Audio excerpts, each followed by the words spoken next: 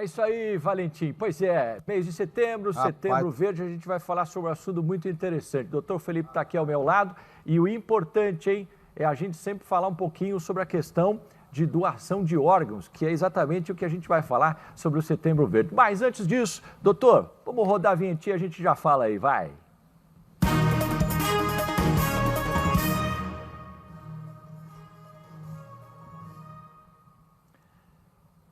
Pois é, uma das coisas importantes da gente falar, o Brasil é o segundo maior transplantador do mundo, mas ainda enfrenta uma longa fila de espera e é por isso que nós vamos falar assim sobre esses obstáculos que impedem aí a ampliação do número de doações, por isso que o doutor Felipe Miranda está aqui com a gente e pode dar todos os detalhes. Doutor, vamos lá, Setembro Verde sempre faz a gente lembrar de algumas ações que a gente deve discutir em casa, porque primeiro precisa ter doação.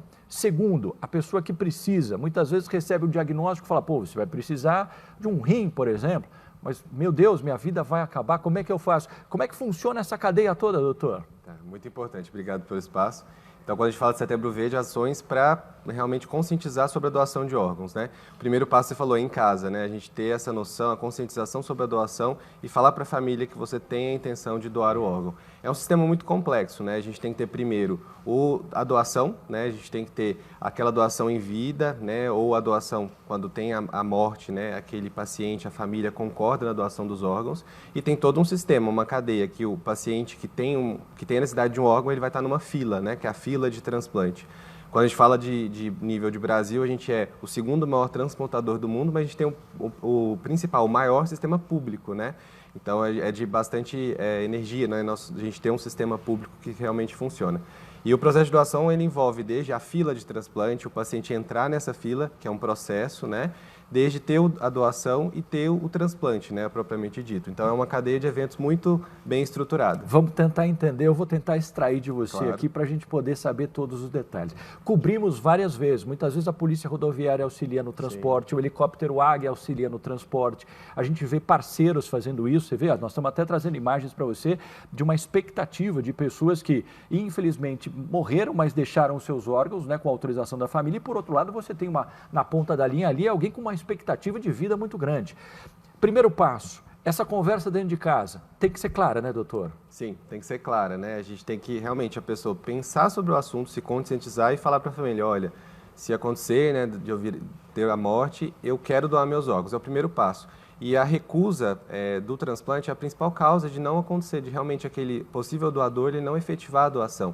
Então a gente fala, os estudos já mostram que você falar com a família concordar e respeitar essa vontade, né, amplia a doação no futuro. Depois. Então assim, é uma conversa que você precisa fazer uma vez só. Eu sei que é chato, ninguém quer morrer, ninguém quer falar sobre morte, a gente entende isso porque a gente já fez isso na família também, mas para de falar essas coisas, né? Mas assim, vamos deixar claro, se acontecer, a gente não sabe, vamos ser doadores de órgãos, ponto. Fala uma vez só, a família já está sabendo. Outra coisa, doutor, vamos lá. E na outra ponta, de repente eu vou no médico, recebo lá um diagnóstico, ó, seu rim não está legal, ou sei lá, outro órgão, e você vai precisar, para sobreviver, você precisa fazer o transplante. Sim. O que eu faço? Onde eu busco? Como é que eu me inscrevo nessa lista? Como é que isso funciona? Acho que agora é a parte importante também. Quando a gente fala de transplante de órgãos é muito amplo, né? A gente fala transplante de rim, transplante de fígado, córnea, outros órgãos também. Então, quando a gente fala do principal órgão transplantado hoje é o rim, né? 90% dos pacientes que estão na fila, no Brasil, em torno de 78 mil pessoas aguardam na fila, né? Só em São Paulo, 28 mil. Então, quando a gente fala de rim, que é o principal, a gente sabe a doença renal crônica, a principal causa, né? Que leva a hemodiálise, a diálise peritoneal. Então, esses pacientes, eles estão nesse contexto da necessidade do transplante, eles vão para a fila, mas também tem a cirrose hepática, o fígado, né, outros órgãos. Então, o primeiro passo é procurar um centro transplantador. Então, quando a gente tem um paciente que tem necessidade do transplante, o médico que acompanha isso vai indicar e aí ele vai procurar um centro de transplante para fazer um processo.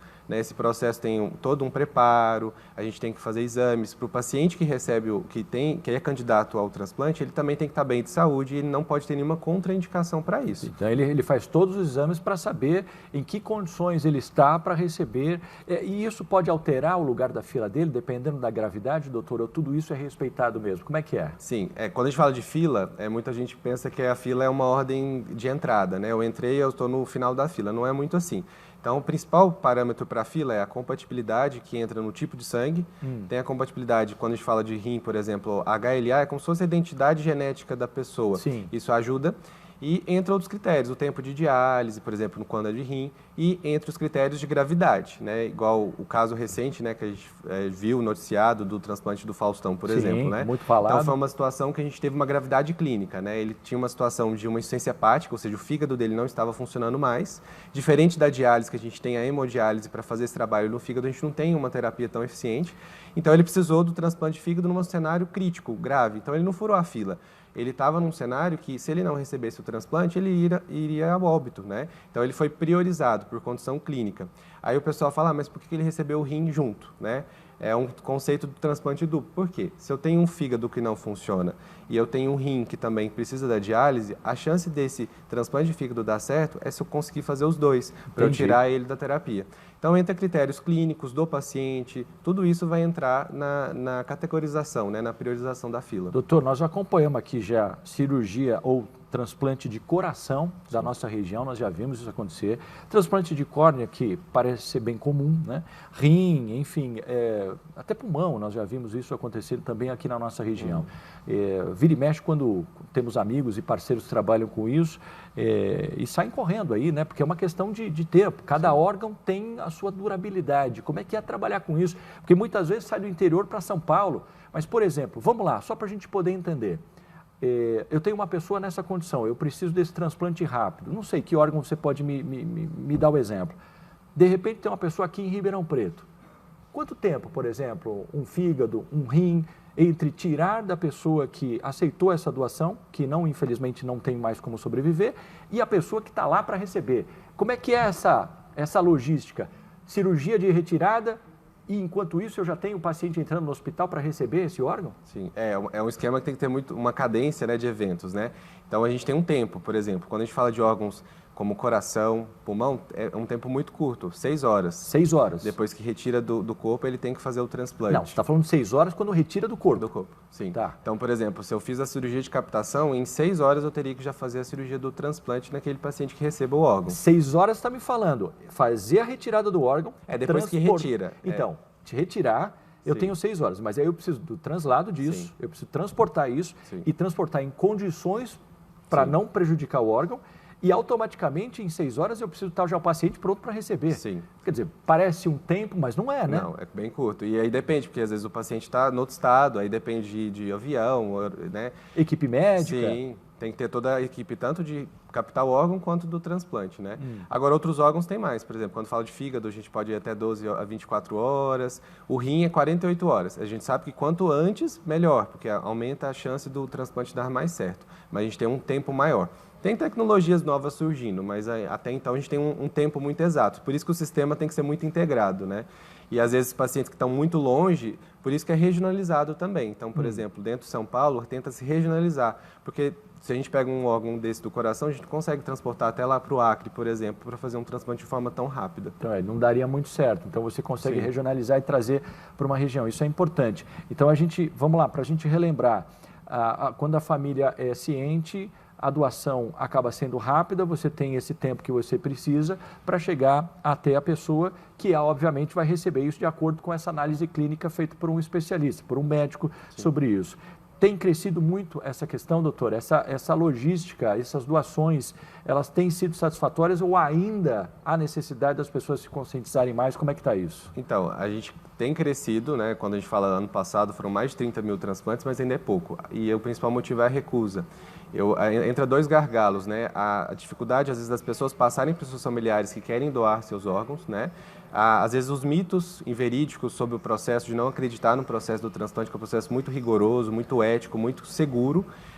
Então, entre esses dois gargalos, né? E a dificuldade, a recusa, a cada 14 pessoas que podem doar, só 2 acabam doando. Puxa, número Entra baixo, muito né? por conta de recusa. Então, assim, mitos, né, da questão de que vai desfigurar o corpo, ou mitos que o sistema de saúde privado é diferente, existe uma fila, existe uma compra de órgãos, que isso não existe. É tudo bem regulamentado pelo Sistema Nacional de Transplantes. Doutor, vamos lá, para a gente poder já chegar no nosso final aqui da nossa entrevista, o que você enumera aí de importante para a gente já passar para quem está em casa, nesse mês de conscientização para que as pessoas, né, ou possam ajudar, ou conversem entre si, ou pelo menos saibam um pouco mais a importância desse tipo de procedimento. Sim, acho que a mensagem mais importante é que pega aquele momento da família, mesmo churrasco de domingo, fale sobre. É difícil falar sobre morte, né? Mas a gente tem que entender que é um ato de solidariedade. Então, uma única pessoa que doa seus órgãos, né, ela pode salvar 8 vidas, né, e mudar dezenas de vidas de famílias. Porque quando é vidas que a gente fala, são os órgãos mais importantes, mas a gente pode doar tecidos, pele, tem vários outros tipos que podem salvar várias vidas. Então, o primeiro ato é saber que é um ato de solidariedade. Então, saber que eu vou estar ajudando o outro, né? Então, é difícil pensar, mas a gente tem que pensar e tem que falar isso para a nossa família para que nossa vontade seja efetivada depois. Olha, eu acho que é um dos assuntos que eu sei que é delicado, mas muitas vezes as pessoas, poxa, eu sempre quis ajudar, né? Depois de morrer, enfim, cumpri a minha missão, então por que não, né? Então fica para todo mundo refletir. Doutor Felipe Miranda, muito obrigado pela sua participação. Gostei muito aqui, né, do esclarecimento. E é isso, nesse Setembro Verde é importante você sempre conversar sobre isso e para poder, né, lógico, ajudar as outras pessoas, seja em que situação for.